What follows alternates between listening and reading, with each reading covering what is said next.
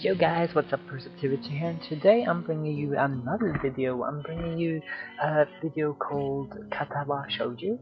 I don't know if I pronounced it correctly, but it's another game. It's a silent, emotional, it's a really sad, happy-ish game about a boy that ends up on a hospital and needs to change school. So I'm gonna talk you through it. I'm gonna read the little text. It's not a action game, it's not a adventure game, it's pretty much just talk and pick choices at some points. It's a really cute, fun game, and I hope you will enjoy it. So we'll see what happens, so let's get on to it.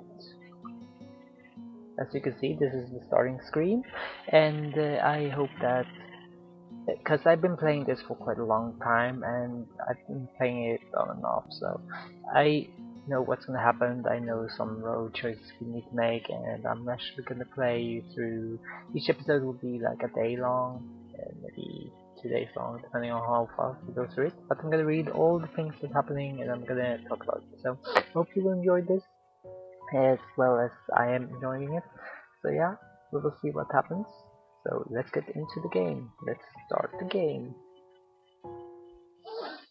And it's so cute. The little light breeze causes the naked branches overhead to rattle like wooden wind chimes.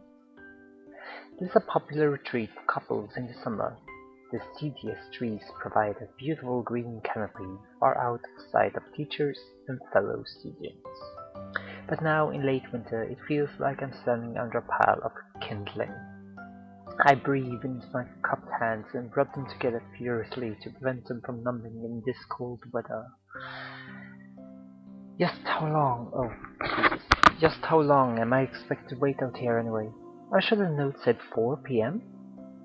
Ah yes, the note. Slipped between the pages of my math book while I wasn't looking. As far as cliches go, I'm more a fan of the letter in the locker, but at least this way shows a bit of initiative. Sorry. As I ponder the meaning of the note, the snowfall gradually thickens. As you can see, the imagery of this game is like so amazing, and you will see it's gonna be better and better. So this is only the first scene, so here we go. It's gonna start now. The snowflakes silently fall from the white painted sky are the only signs of time passing in this stagnant world. Their slow descent upon the frozen forests makes it seem like time has slowed to a crawl. The rustling of dry snow underfoot startles me, interrupting the quiet mood. Someone is approaching me from behind. Hisao? You came? A hesitant, barely audible question. However, I recognize the owner of that dainty voice instantly. I feel my heart skip a beat. And yeah, Hisao is the main character as you play as, and he has a condition that you will soon find out. Its voice I've listened to hundreds of times, but never as more than an eavesdrop to a conversation. I turn to face this voice, the voice of my dreams, and my heart begins to race. There you can see him, and that's the girl. Ivanako, I got a note telling me to wait here. It was yours. Damn it, I spent all afternoon trying to come up with a good line, and that was the result. Pathetic. Yes, I asked a friend to give you that note. I'm so glad you got it. A shy, joyous smile that makes me tense. I couldn't move a single muscle, even if I tried.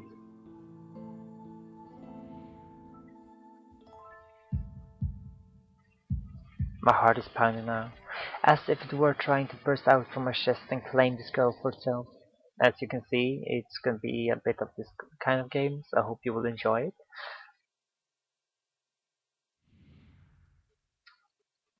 So, here we are, out in the cold. Once again, the wind stirs up the branches. The cacophonous voice is music to my ears. Ivanako flinches ever so softly against the gust of wind. As it passes, she rights herself as if supported by some new confidence. Her eyes looked with mine, and she lazily twirled her long dark hair around her finger, sorry. All the while, the anxious breathing of my heart grows louder. My throat is tight. I doubt I could even force a word out if I tried. You see, I wanted to know if you would go out with me. I stand there, motionless, save for my pounding heart. I want to say something in reply, but my vocal cords feel like they've been stretched beyond the breaking point. Hisao? I reach out to try to massage my throat, but this only sends spikes of blinding pain along my arms. Hisao? My whole body freezes, save from my eyes, which shoots open in terror.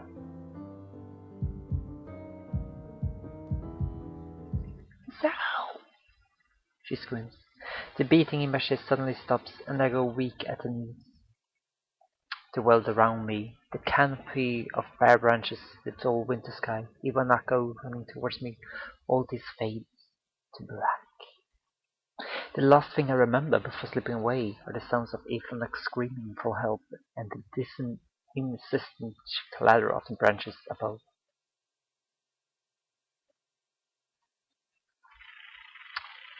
But yeah,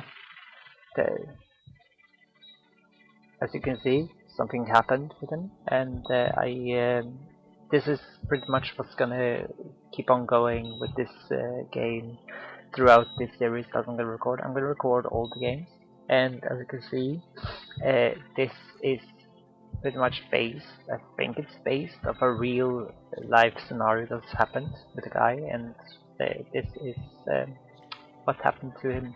I'm not 100% sure, but I think that's what I saw somewhere. But it's a really cute, awesome game. It has a genuine feel to it, and you can see like the background images and all are amazing. So this will be the first episode. After this is over these cutscenes, I am gonna finish this video off, and I'm gonna record another episode this weekend, and I hope that you like this series, or will like this series, because it's an amazing game, and I want to share it with you guys, because I haven't seen many YouTubers done it. I probably haven't even checked it up, so I'm sorry if a lot of people know this game, but I hope that you will like this. And yeah, let's keep on going a bit more, just a slight bit, until we get to a point where I say let's stop. So yeah, it's been 4 months since my heart attack. He actually got a heart attack. That's what happened. In the whole time, I can't probably count the times I've left this hospital room unsupervised on one hand. 4 months is a pretty long time when you're left alone with your thoughts, so I had plenty of time to come to terms with my situation. Arrhythmia. A strange word, a foreign alien one that you don't want to be in the same room with. A rare condition, it causes the heart to act erratically and occasionally beat way too fast. It can be fatal. Apparently, I had it for a long time. They said it was a miracle that I was able to go on so long without anything happening. Is that really a miracle? I guess it was supposed to make me feel better, more appreciative of my life. It really didn't do anything to cheer me up. My parents, I think, were hit harder by the news than I was. They practically had two hemorrhages apiece. I don't know what that word means, but I hope I pronounce it correctly. I know I'm pronouncing some words incorrectly, and I'm sorry, but I hope you can live with it anyway. I had already had a full day by then to digest everything to them. It was all fresh. They were even willing to sell our house in order to pay for the cure. Of course, there isn't a cure. Because of the late discovery of this condition, I've had to stay at the hospital to recuperate from the treatment. When I was first admitted, it felt as if I was a mist. For about a week, my room in the ward was full of flowers, balloons, and cards. But the visitors soon dwindled, and all the goodwill gifts began trickling down to nothing shortly after. I realized that the only reason I had gotten so many cards of flowers was because sending me their sympathy had been turned into a cloth project. Maybe some people were genuinely concerned, but I doubt it. Even in the beginning, I barely had visitors. By the end of the first month, only my parents came by on a regular basis. Iwanako was the last to stop visiting. After 6 weeks, I never saw her again. We never had much to talk about when she visited anyway. We didn't touch the subject that was between us on the snowy day ever again. The hospital? It's not really a place. Oh no. Not really a place I'd like to live in. The doctors and nurses feel so impersonal and faceless. I guess it's because they are in a hurry and they have a million other patients waiting for them, but it makes me feel uncomfortable. For the first month or so, I asked the head cardiologist every time I saw him for a rough estimate of when I'd be able to leave. He never answered everything in a straightforward way, but told me to wait and see if the treatment and surgeries worked. So I idly observed the scar that those surgeries had left on my chest slowly change its appearance over time, thinking of it as some kind of omen. I still ask the head cardiologist about leaving, but my expectations are low enough now that I'm not even disappointed anymore when I don't get a reply. The way he shuffles around the answer shows that there is at least some hope. At some point I stopped watching TV. I don't know why I used to. Maybe it was the wrong kind of escapism for my situation. I started reading instead. There was a small library at the hospital, although it was more like a storeroom for books. I began working my way through it, one small stack at a time. After consuming them, I would go back for more. I found that I liked reading, and I think I even became a bit addicted. I started feeling naked with a book in my hand. But I loved the stories. That was what my life was like. The days became increasingly harder to distinguish from each other, differing only by the book I was reading and the weather outside.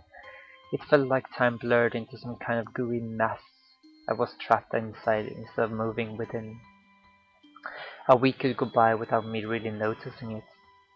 Sometimes I'd pause in realization that I didn't know what day of the week it was.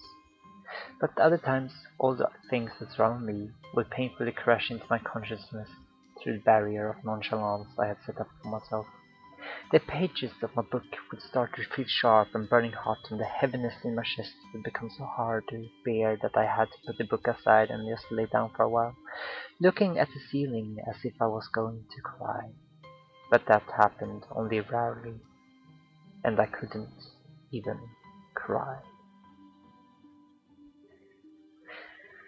Today, the doctor comes in and gives me a smile. He seems excited, but not very. It's like he's trying to make an effort to be happy on my behalf. My parents are here.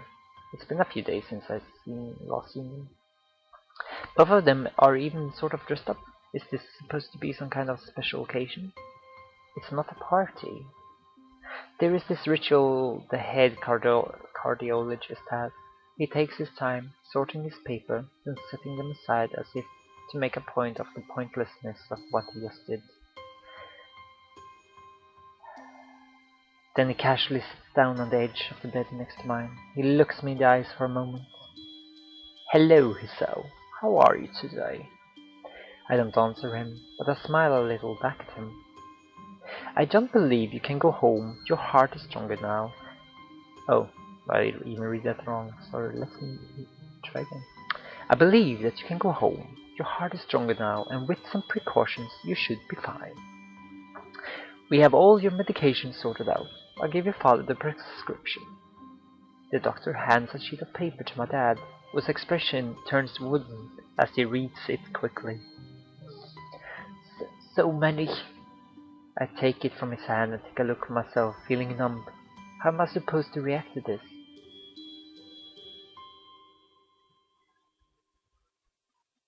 That's a lot of medicines, as you can see. Like, it's not an endless amount in this to take. And it says like this. If you haven't already, I'm going to read it out. The absurdly long list of medications staring back at me from the paper seems insurmountable. They all blend together in a sea of letters. This is insane. Side effects, adverse effects, contradiction and dosage are listed line after line with cold precision. I try to read them, but it's so futile. I can't understand any of it. Attempting to only makes me feel sicker. All this for the rest of my life? Every day? I'm afraid that is the best we can do at this point. However, new medications are always being developed, so I wouldn't be surprised to see the list fade over the years. Years? What kind of confidence booster is that? I have felt better if he hadn't said anything at all. Also, I've spoken with your parents and believe that it would be best if you don't return to your old school. What? Please calm down, Hisao. Listen to what the doctor has to say. Calm down. The way he says it tells me he knew fully well that I wouldn't like that. Am I going to be homeschooled?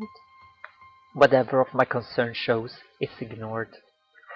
We understand that your education is paramount. However, I don't think that it's wise for you to be without supervision. At least not until we're sure that your medication is suitable. So I've spoken to your parents about a transfer. It's a school called Yamaku Academy that specializes in dealing with disabled students. Disabled? What? Am I? It has a 24-hour nursing staff, and it's only a few minutes from a highly regarded general hospital. The majority of students live on the campus. Think of it as a boarding school of sorts. It's designed to give students a degree of independence while keeping help nearby. Independence is a school for disabled kids.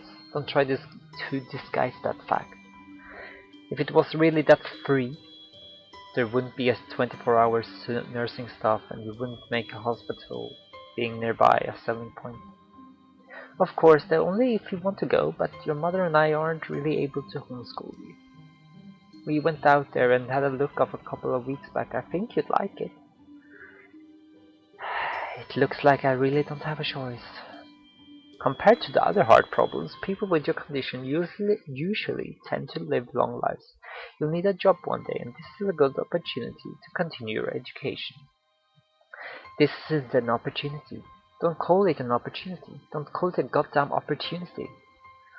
Well, you should be excited at the chance to go back to school. I remember you wanted to return to school, and while it's not the same one, a special school, that's an insult.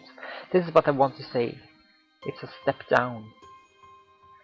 It's not what you think. All of the students there are pretty active, in their own sort of way. It's geared towards students that can still get around and learn, but just need a little help in one way or another. Your father's right, and many of the graduates of school have gone on to do amazing things. A person doesn't have to be held back by their disability. One of my colleagues in another hospital is a graduate. I don't care. A person doesn't have to be held back by their disability. That's what a disability is. I really hate something so important was aside for me, but what can I do about it? A normal life is out of the question now. It's funny, I had always thought my life was actually kind of boring, but now I miss it. I want to protest. I want to blame this lack of reaction or shock or fatigue. I could easily yell out something now, something about how I can go back to school anyway, but no. I don't say anything. The fact is that I know. No, now, it's futile. I look around the room, feeling very tired of all this. The hospital, doctors, my condition, everything. I don't see anything that could make me feel any different. There really isn't a choice, I know this, but the thought of going to a disabled school, what are those even like? As much as I try to put a positive spin on this, it's very difficult. But let me try. A clean slate isn't a bad thing. That is all I can think of to get me through this. At least I still have something, even if it's a special school. It's something. It's a fresh start, and my life isn't over. It would be a mistake to just resign myself to thinking that. At the very least, I'll try to see what my new life will look like.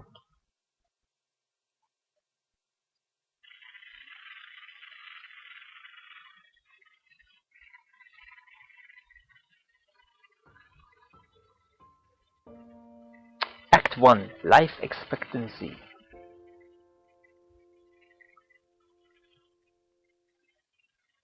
And stop.